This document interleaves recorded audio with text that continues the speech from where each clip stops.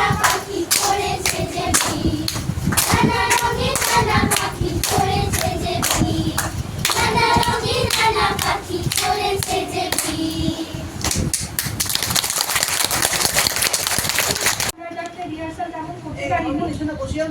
এইবার এই পুতুলগুলো কি কি বানাবে সেগুলো একদম ক্যারেক্টার বিল্ডিং থেকে শুরু করে আমরা শুধু ওই জুড়ে দিয়েছি আর কি, জোড়াচোড়া গুলো একটু করে দিয়েছি কিরকম কি কস্টিউম হবে তার ডিজাইন ওদের নিজস্ব।